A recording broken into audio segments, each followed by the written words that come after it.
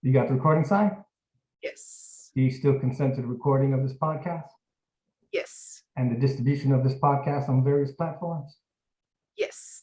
Everybody, welcome Tiffany Barber, Senior Chief of the Navy, to Blanco's Conversation podcast. Hey, everybody. Yeah, it's been a long time. For people who don't know, we go way back, our first command, I guess, like La Madalena, the Emory Slam. Yep. Yeah, absolutely.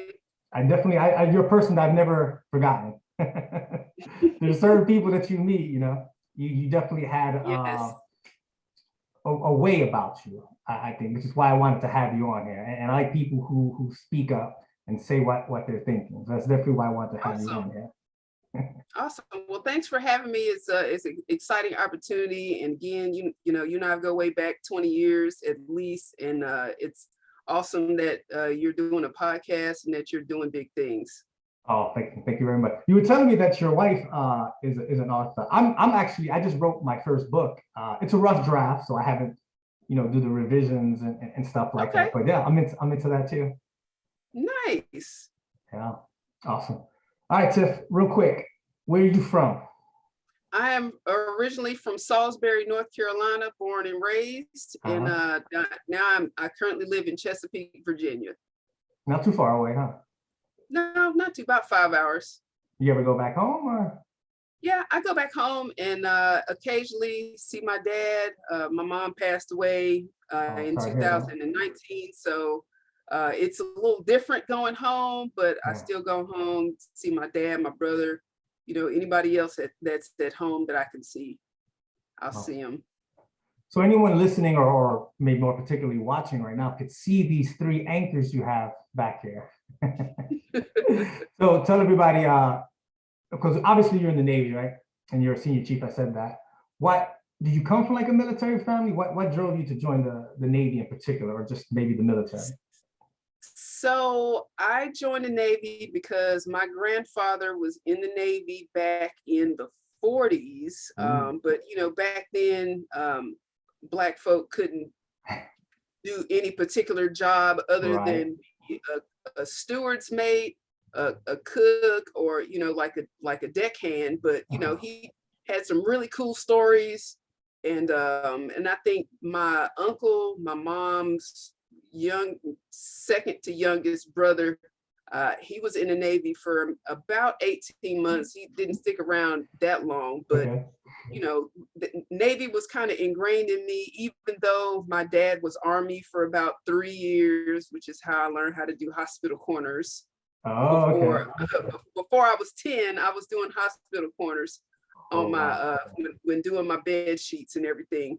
But I don't know, something about the Navy stuck with me. And I remember when it was time for me to start, to get out of their house, it was, my mom actually came up with the idea. 7 a.m. one time, she comes, bangs on my door. I'd already been out of high school for about 3 years at this point. Ooh, okay. Saying, you need to get a job. You need to go do something with yourself. Have you thought about the military? And so you weren't in college at this time? You were just chilling at home? I had gone to college after high school, and I didn't have the structure that I once had, and I did not do very well. So I went from being a North Carolina scholar, a 4.0 straight A student, to going to college and being a student athlete, and then going to college and then not having any of that, not having the athletics, not having a part-time job. I had classes here and there. I really did not have the structure that I once had, and I did not do well. So you thrive on the structure. You're one of those people. I think my wife is like that too. Structure is life for me. So I knew that I left college, went home, and I was working, and then that was the spark. After being home for about 6 months, that's when she knocked on the door and said, "You got to do something with yourself. You got to look for a job, military." So at that point, back in the day when BET still had music videos, this was 1998. BET still had music videos. I'd been watching, whatever, and Navy Let the Journey Begin Let the journey commercial begin. came on, and I dialed the number. At this point, I think I had already turned 21 at this point, or I was really close to turning 21. But I dialed the number and I said, gave my information or whatever. And, that was that. I didn't hear back from anything. But I'd also reached out to a National Guard recruiter, and that was in my area, because I was like, oh, I could just do National Guard, because at that time I wanted to do some medical type stuff. And so reached out to them, and I went to the National Guard, and I took their on a particular day I had an appointment. So I take their computer-based pre-ASVAB, and I cut a really high score. So now they're trying to get me. Hey, we do this, and I'm like, well, I'm not really feeling it. I'm like, but I'll get back to you. So I get home same day. My phone rings. It's the Navy recruiter saying, hey, we're on our way to your house. And I'm like, and you didn't even know? No, I didn't know. So now they're coming to my house. My mom is home. My dad is on his way home, and they sit me down and they make me take the same computer test. So that's the one thing that's unique that I found about the different branches. When they're recruiting, they use the exact same tools, just different tactics and talking points. So now these folks are like, my mom is telling them, oh, she was an athlete, she did this, she did that. Mom was trying to get you out the house. Right. And they're telling her about all these all Navy sports programs. And what sport? What was your sport that you were into? I was a runner. So track and field was my thing. Basketball was, I enjoyed it. I played it. I was not the best person to be on the, even though I fast forward, I played basketball on our ship's basketball team, and we were really good at it, but that wasn't something that I was not all Navy sports good enough for basketball. But she was sold.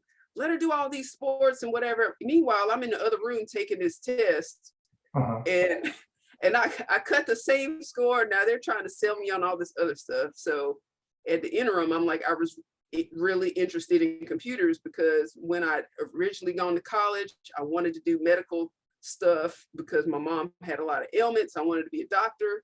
Then I discovered that biology really didn't move me like it probably should. So I got into web design and coding. So, and that was in the early stages. You got to think back about what web design was like back in 1995, 96, 97. Yeah, so I mean, you trying to build a web page, you're using HTML and all these things from scratch, where nowadays you've got an app for that. So I was learning how to do it. Yeah, definitely. Yeah.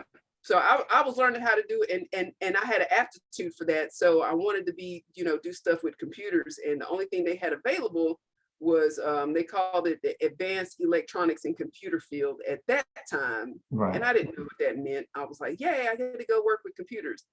So that was the deal. And then I took the actual ASVAB, and because it was so high, they tried to get me to become a nuke. So you said no to that?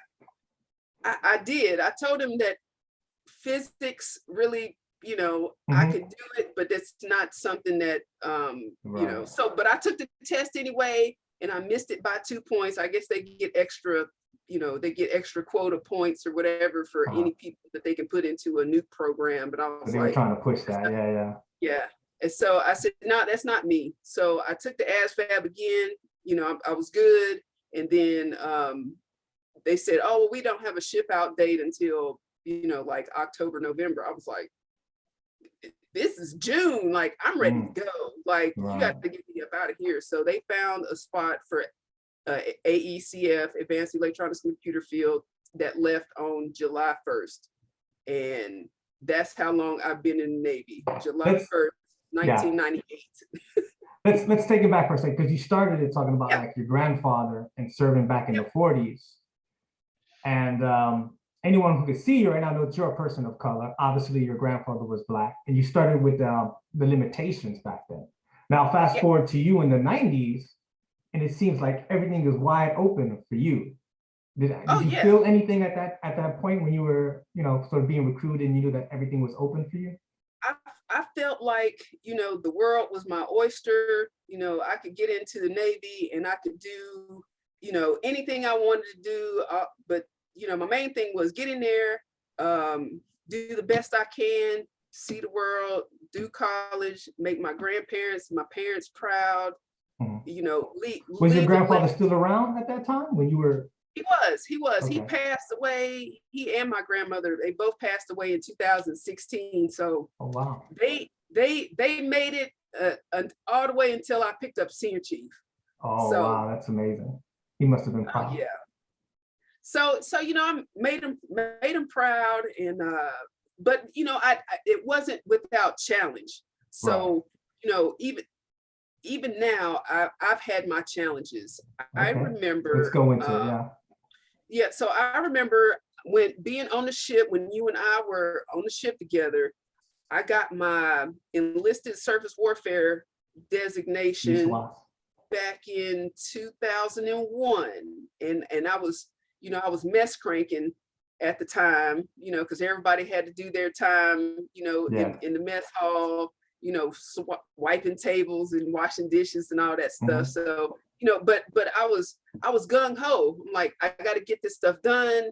I knew that if I wanted to go ahead and start back my college stuff, I couldn't do it without I had to do the basics first. So I wanted to get my e-SWAS. So I got my shiny new pen and everything. But then I remember, because we were a submarine tender, we always had submarines that pulled alongside.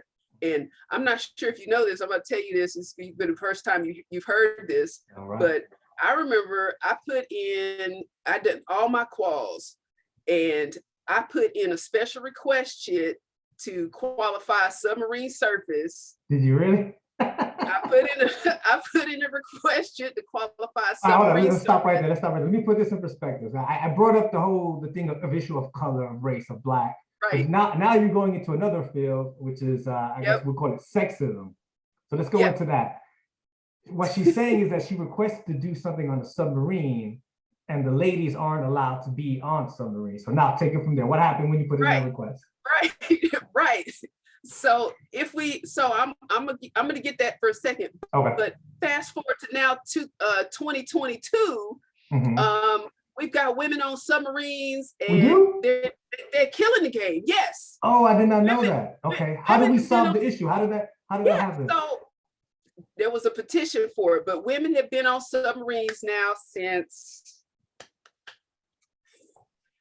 14, 15. So within the last 6 years or 10 years, 6 years. so, women have been integrated into and on board submarines. So are they sleeping in the same berthing as men? No, Using the so same I showers? think How? they have so they're not on. So what you knew when we were doing those jobs, Yeah. you had 688 fast attacks. Those are your small, they're the ones that just go, right? So now they've got these Oh, the ginormous ballistics, the big ones. ballistic missile joints, Mhm. and Have more that's room on where there. that's where the Okay. women are serving. So Okay, so they not have, on the fast attacks yet. All right. right. So they're but we're serving though. Right.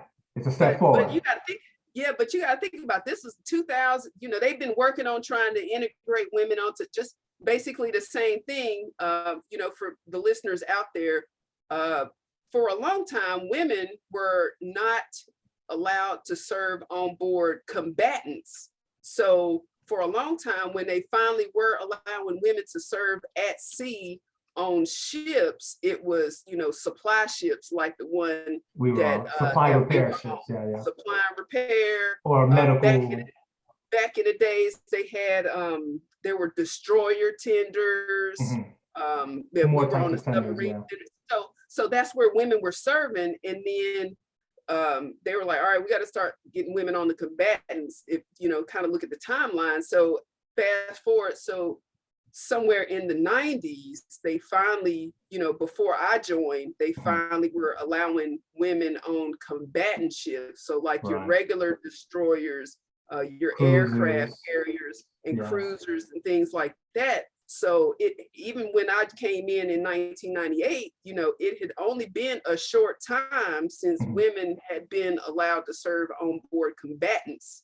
I'm talking the ones that shoot all the guns and the missiles and stuff. Right. Okay, so let me brag a little bit, because I don't know if you know, I'm in the Army now. Yeah. So the Army has got their first female Green Beret, I think within the last year. I think first female Green Beret. And the Army's broken up a little bit different. It's kind of the same thing. We talk about the combatant ships. We do have like combatant MOSs in the Army, which is the infantry, what I'm in, which is a combat engineer, that's kind of like infantry, but we play with like C4, like explosives and stuff like that. So they have kind of the same thing, and that's been integrated pretty recently too, probably within the last 5-6 years, something like that. But my question is, as far as that elite group, right? That really, really elite group of the, special warfare, stuff like that. The Army has one Green Beret. I don't know, does the Navy have a SEAL, female lady SEAL? Or because when I was in, they weren't even allowed to try. Yeah, I feel like we have one, but it escapes me. Okay. I can't honestly or truthfully answer that question because I'm not sure. Okay, I haven't heard of it. That's why I'm kind of bringing it up. I don't know of any females doing that. We're becoming so, I'm tired of still seeing firsts in 2020 and 2021 and 2022. Right. I'm like, we shouldn't keep having firsts. Right. So it should just, hopefully we'll get to the point where it'll be like, oh, that's the third or fourth or whatever. But, but it's still exciting to see, we're finally, getting to a place where we're breaking down barriers. And, we're saying, yes, we are, we may be women or we may be whatever. And, we're still just as capable of doing the same job as, as our counterparts. So I think it's great that all these women are, hard charging and out there getting it. Yeah, definitely. I interviewed Captain McShane, one of my early podcasts, and she is awesome. She's a Ranger, Army Ranger tab, Army Sapper tab. She is just amazing. And I have a daughter too, and she seems like the feisty type. So I can see her doing something like that. You know what I mean? So I don't know. We'll see. But okay. So what I want to say is that me and you are of a certain age, and we're not that old. I'm not trying to call us old, but we have the history. Like you said, you started with your grandfather, right? And my grandfather served too. And my grandfather is a lot darker than me.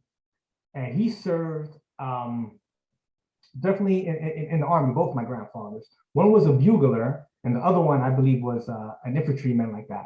But I never talked to them about the progression, you know what I mean? Like us moving up. Obviously, we've seen the changes. And like you said, we're using that term, the first. What's your overall impression of the progress? Is what I'm saying for people of color, women, transgender, whatever. What's your perspective on the growth? And is it acceptable to you? I guess what I'm saying. I don't want to put words in your mouth. I think we still have a long way to go. Okay. We still have a long way to go. I mean, if you take a look at our the Navy's senior enlisted. Okay. Right.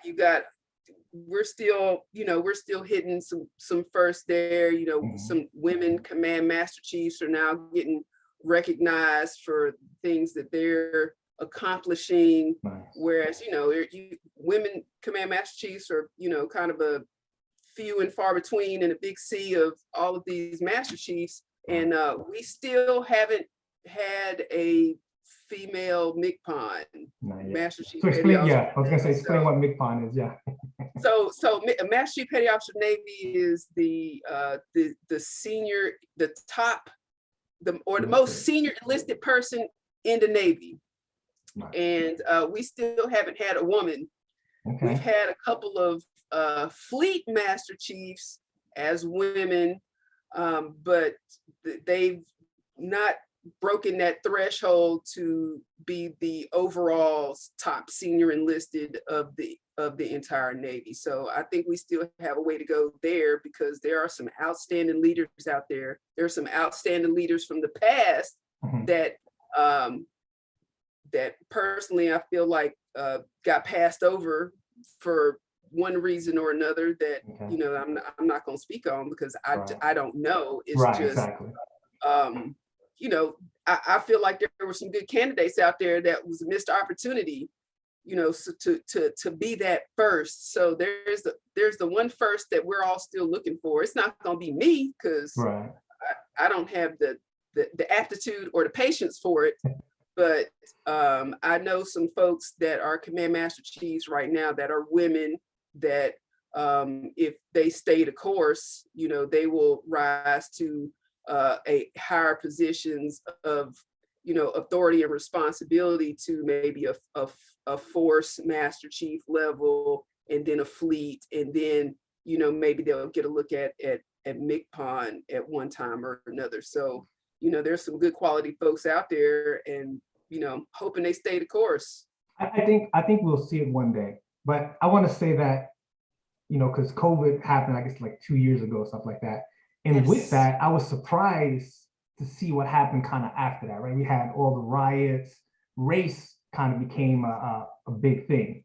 Personally, I've always felt that this country is more sexist than racist, but that's a debate. But I think it was a big reminder for a lot of people, especially, you know, people of color, that we're not there yet. And I don't know what that even means. I don't even know what there is. Like, what's the difference that me being a Latino man want? What is it that I'm looking for? Because I see, like you said, I feel that this country is still a really good place. We're doing a lot of things, but where would you say, in your opinion, where are we like? What could we do better? If you don't mind sharing that, your opinion on that. Besides the MCPON, because I know that's an army. That's about outside, like just as a country as a whole. Right. I awareness. People need to be self-aware, because, you know, biases can come in all shapes, most of them unconscious. So if you have self-awareness about you, you'll make less offensive remarks. So I think that starts with the individual person, you know. So like if somebody grows up in a particular background where, you know, maybe they were raised to dislike a certain group of people, and once they break away from those family members and get out into the real world and realize that that way of thinking probably was not a good way of thinking, then they need to be self-aware of that. And have you seen a big difference from like when you first joined to now? Have you seen changes? I would say yes. The Navy, from what I've seen, because that's what I've known for, you know, almost 24 years, is that there's a different type of person that is coming into the Navy now from when you and I first joined the military back then. So there's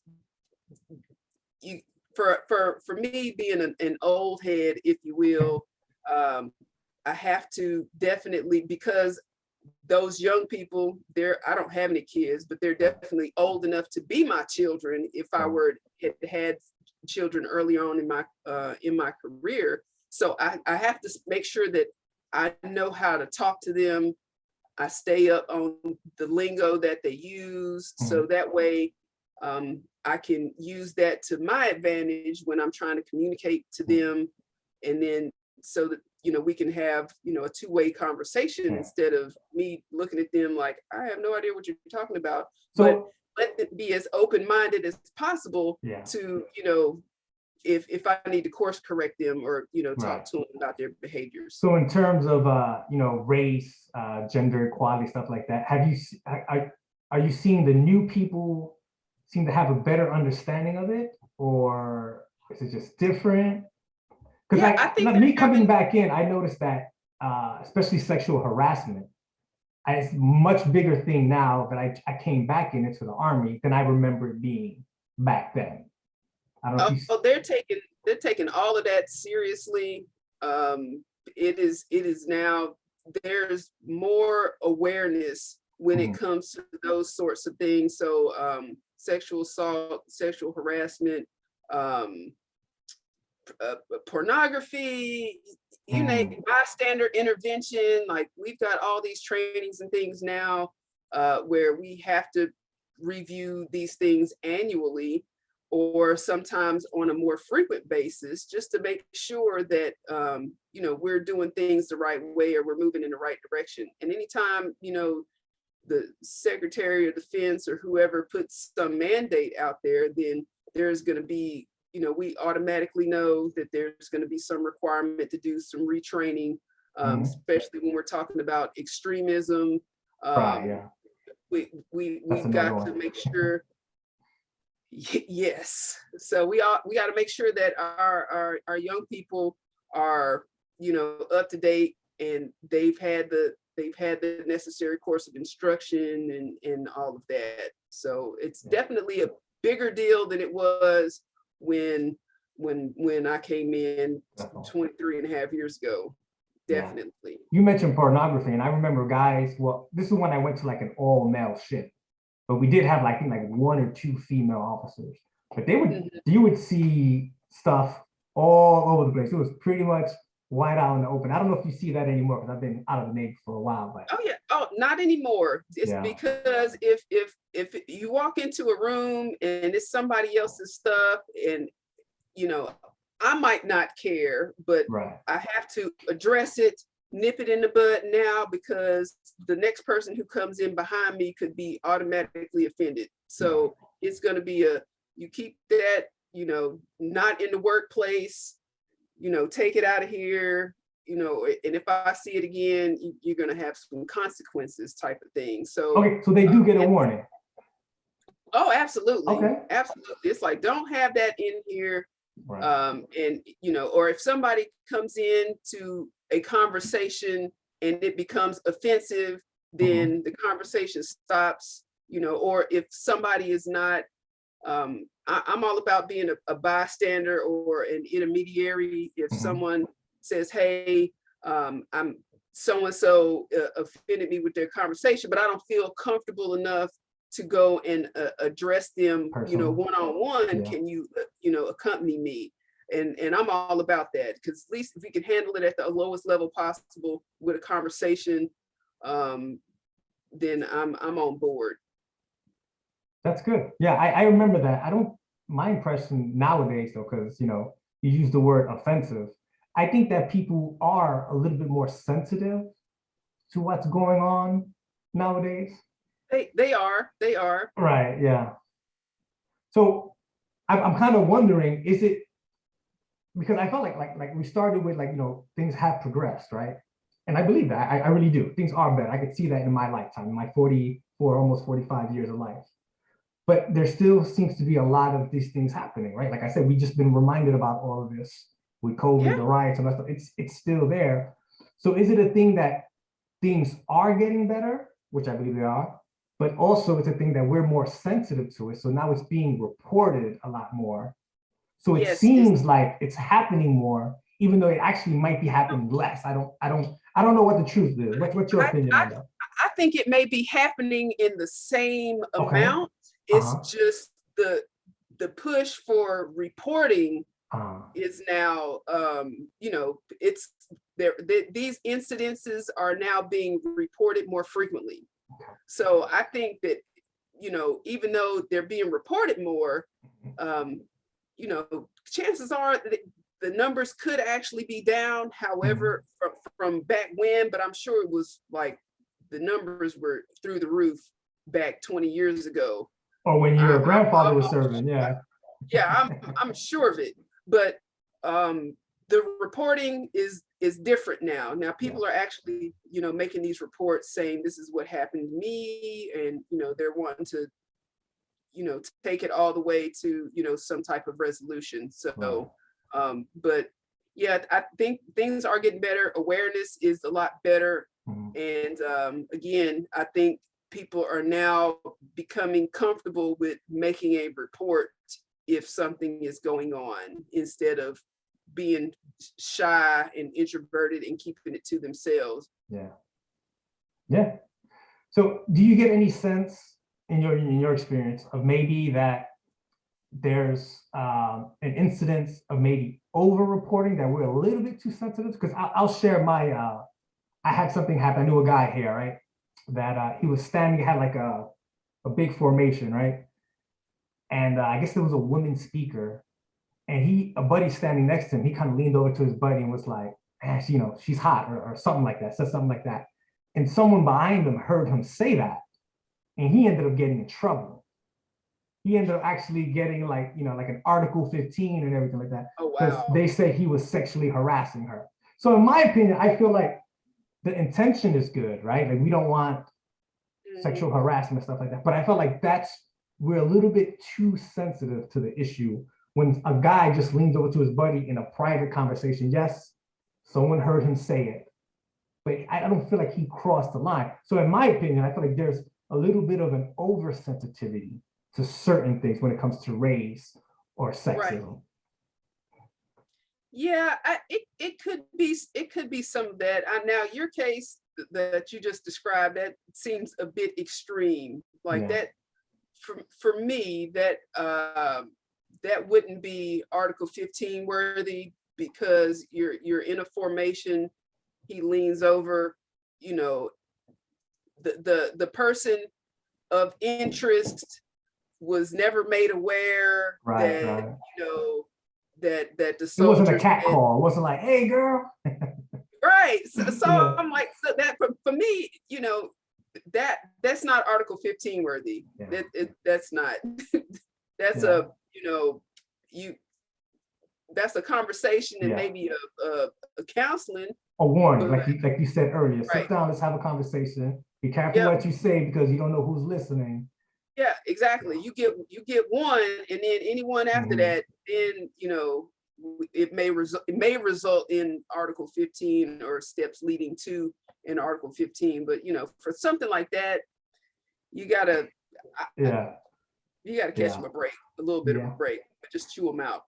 And the reason why I'm against nitpicking like that is that there are real situations where people are harassed or attacked, or there's something racist going on.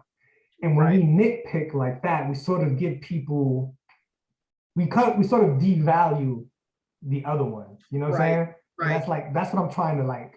I'm not for sexism. I'm not for racism. But I think like if we're going to be that sensitive, we're sort of dropping the ball. We're not paying attention to the real issues almost.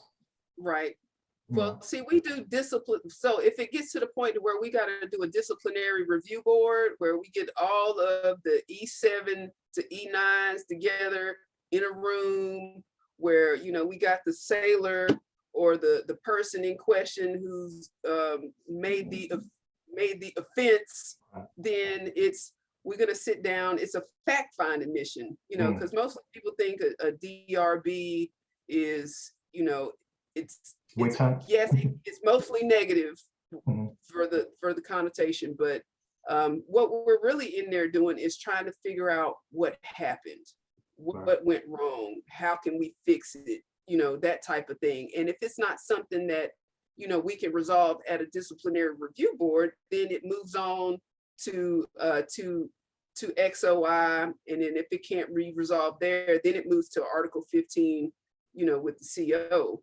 But really, we try to get down to the bottom of things before it even leaves the enlisted level. So, that's one great thing I remember about the Navy, that there was a lot of sort of checks and balances. You sort of had to go through steps. We didn't just jump, into things.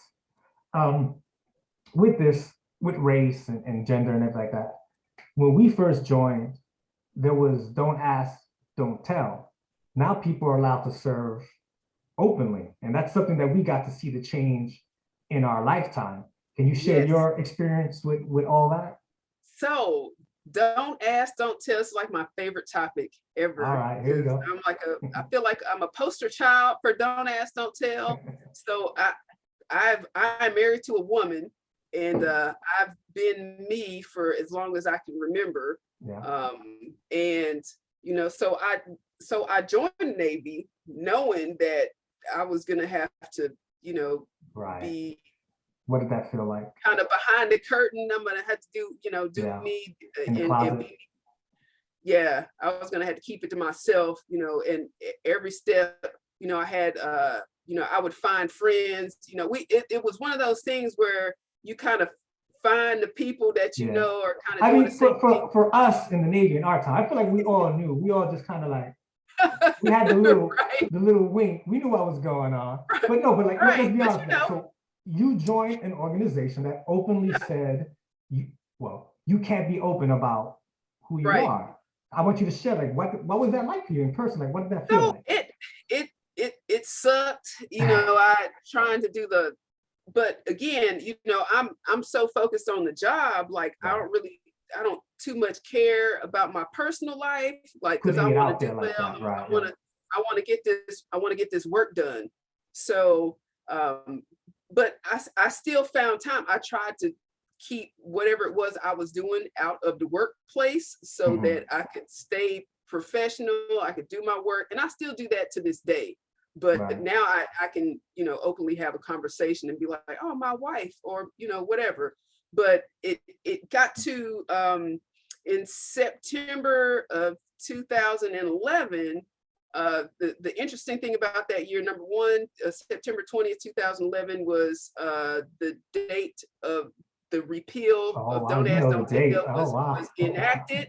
It There you was, go. so that was the date. Don't Ask, Mhm. Don't Tell is dead. And that You was know, Obama who did for that? free. Uh, yeah, Obama was in the White House during that time. So, and that same, coincidentally enough, that same year, that was the year I made chief. So I'm going through my season. I'm Mhm. going through transition from for the listeners out there, from E6 to E7, and I know that this day is coming.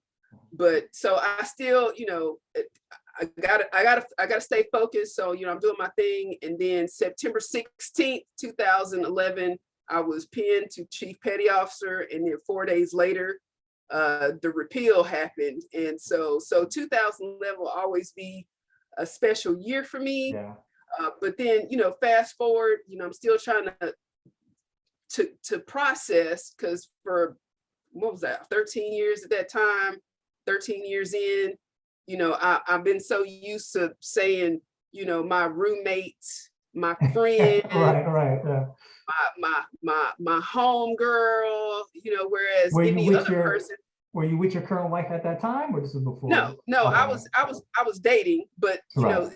it's just the lingo never changes. Yeah. So I'm like, I'm with my friend, my roommate, whatever you want to call it at the Mhm. time.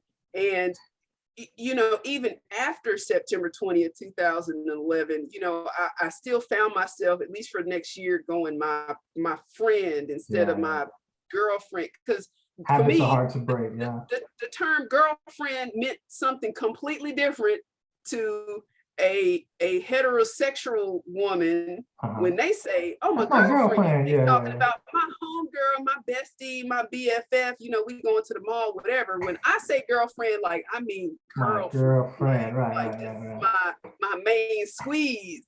So it was different for a long time. And then in June 2015 is when they were allowing same-sex marriages. Oh, okay. So So another landmark event. Yeah.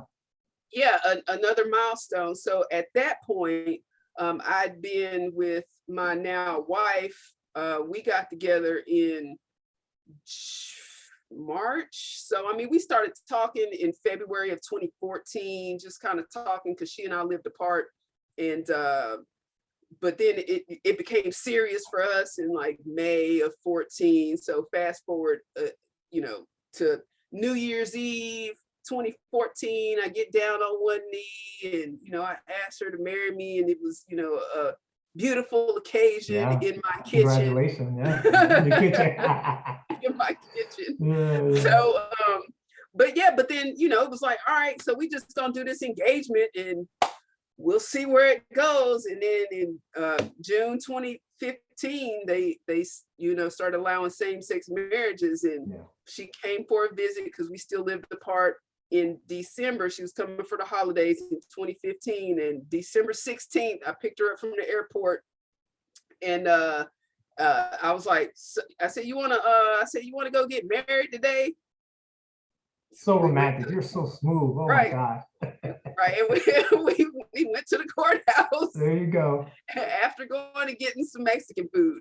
So we went to the courthouse, and that was our we got married story. And once we left the courthouse, we stopped by the Navy Exchange. And that was the first place we went as a married couple. You are just so smooth, man. Wow. Yeah, and that was December 26, 2015, and here we're still here. Every year we joke that we're giving each other a contract extension. Y'all too military, y'all too Navy, man. Do you choose to extend? Okay, yeah. Any bonuses? You get any bonuses for extending or what?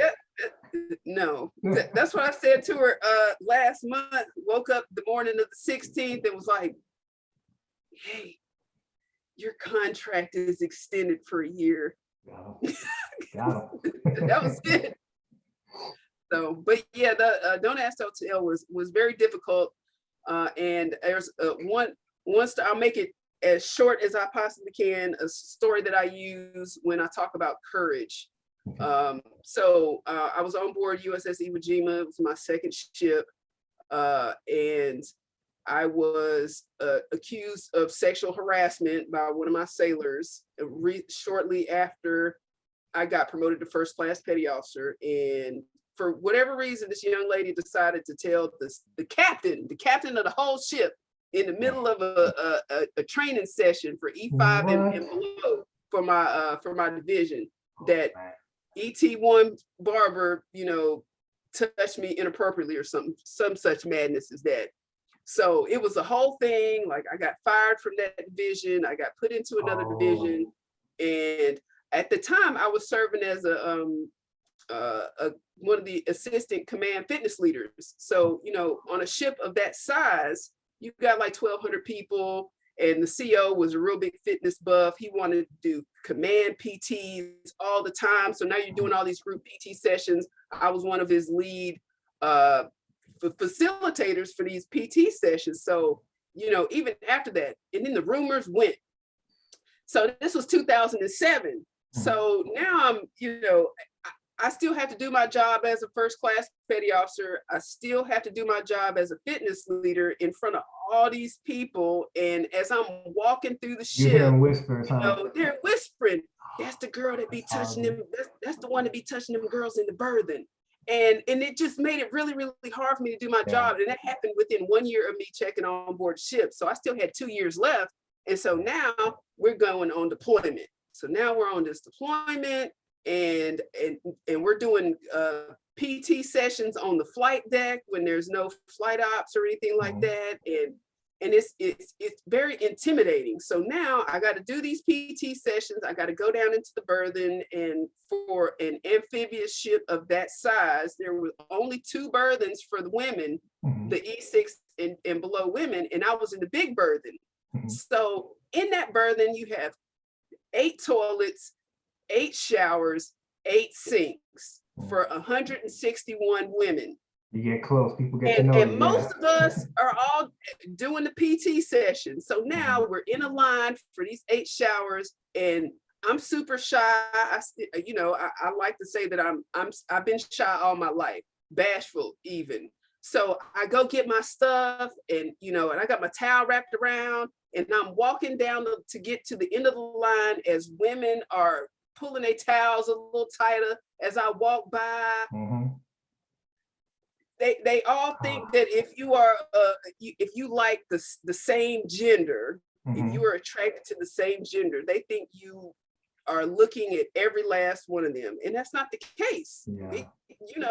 I have a type, and it was nobody in that berthing, so they just automatically, and it was it was nerve-wracking. So it automatically, feeling the way that I felt, how much I love PT, I didn't want to do PT anymore.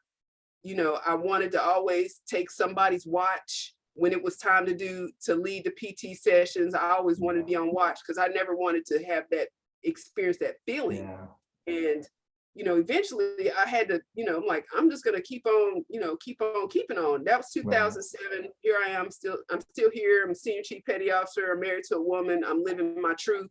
And, you know, I didn't let that get in my way. And I'm sure that young lady is still doing what she's doing. I think she's an officer now, but it's just one of those things where it's like, some people respond to rejection differently. You know, I was professional with this young lady, but my thing was, if you're going to tell the CO a story, make sure you tell him the whole story. Now, I'm not going to share you what the real story is, you know, on the podcast, but, you know, if you're going to tell him that I touched you, make sure you let him know that you grabbed my hand and you put my hand on you. Right. You know what I'm saying? Yeah. You know, and I'm, I mean, and not to get too much in detail, it sounded like she was, I don't know, I guess vindictive, or I'm not sure. Okay. So I initially said something to her like, I don't know, people, you know, just like you know, you gave me the wink earlier or whatever. That hasn't changed in however many years, right? So like, without me saying, hey, I like women, I am a lesbian, people automatically look at me and like, yeah, she probably wanted it, you know, and that's fine. You can automatically assume all you want to, but you know, there were some folks that I felt that I was close enough to that I could, you know, share that without it biting me. And you know, the folks in my division were the ones that were closest to me.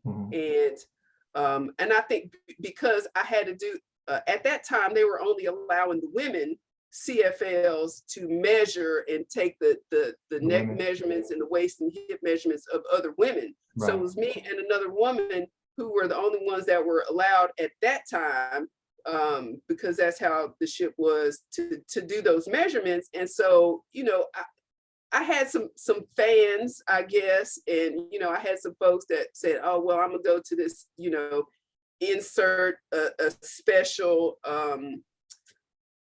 lingerie store name here. I'm gonna go here and I'm gonna pick up some this so that when I get ready to go get my taping, I'm like, I just need you to show up for your measurement. That's like, it's not that, this ain't that type of." Right. So I'm like, it's not that type of party, but you know, everybody thought it was that kind of party. And they really were actually going to these stores and, you know, getting something nice for their uniform so that when they came to do their measurement.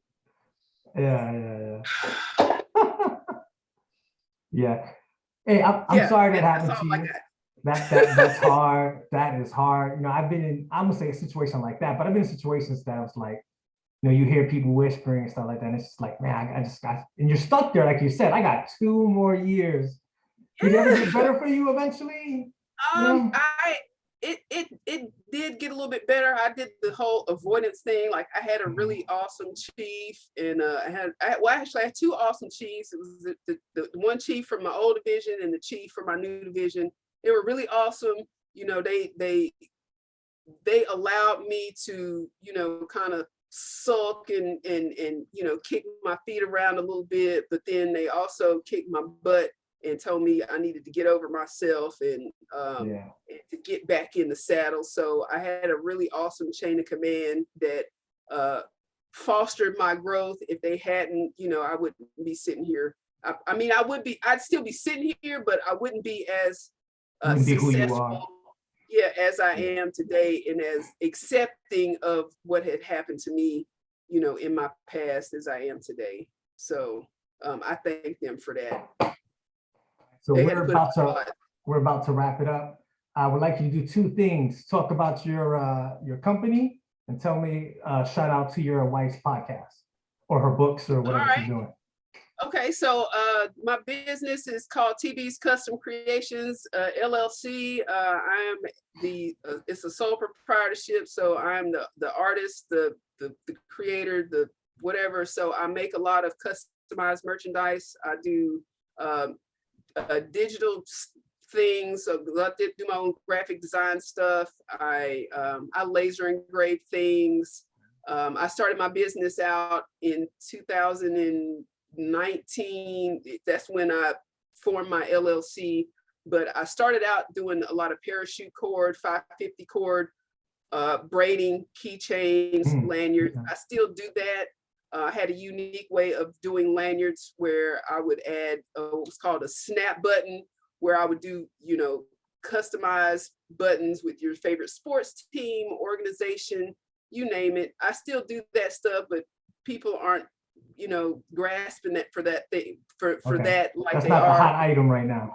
Yeah, it's not the hot item right now. So I've made socks, t-shirts, you name it, but the lasering is like the thing that is getting me put on the map right now, plus customized t-shirts and things of that sort. So it's a pretty, it's a pretty You got a good business. website you could promote? Yeah, it's called www.tbscustomcreationsllc, all one thing.com, and you can take a look at it. I also have a link tree, but in that is link tree, and it's TB's Custom Creation LLC, all one thing, and it's got all the links to all my stuff. I actually got about 50 products posted on Amazon, and Amazon merch is hard to come by, so I'm quite fortunate that they accepted some of my designs to be purchased on Amazon.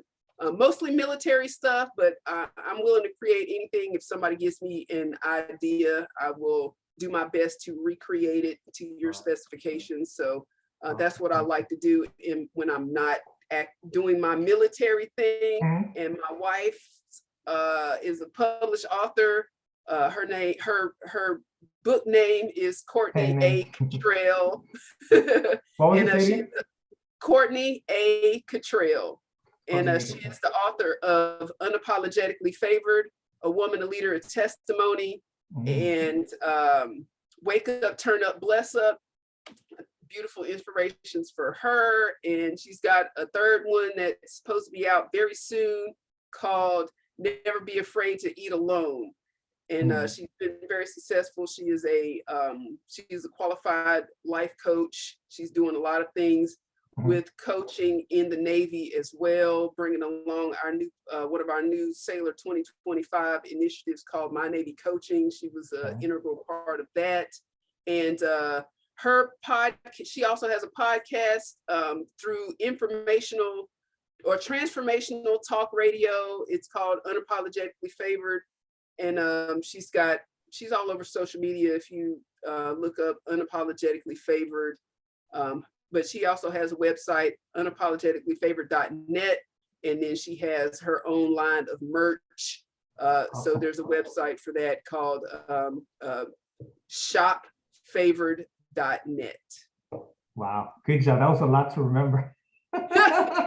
You did a good job. Okay, so this is the last thing before we go. I definitely thank you for one thing coming on there. It was good catching up with you. I definitely would like to have you and your wife, or maybe just whatever you guys wanted together, do another podcast. I wanted to get into some more stuff we didn't get into. So I was thinking like we have our first female vice president, and it just hasn't been enough, in my opinion, enough talk about that, enough hoopla about it. And matter of fact, a lot of the recent stuff I read about her is kind of negative. So I kind of wanted to get into that, but we kind of ran out of time though. But maybe next time we'll get to do that. I'm sorry. I tried to be brief. No, you were awesome. You did a great job. Yeah. Okay. Thank you so much for coming on. Not a problem. Thank you.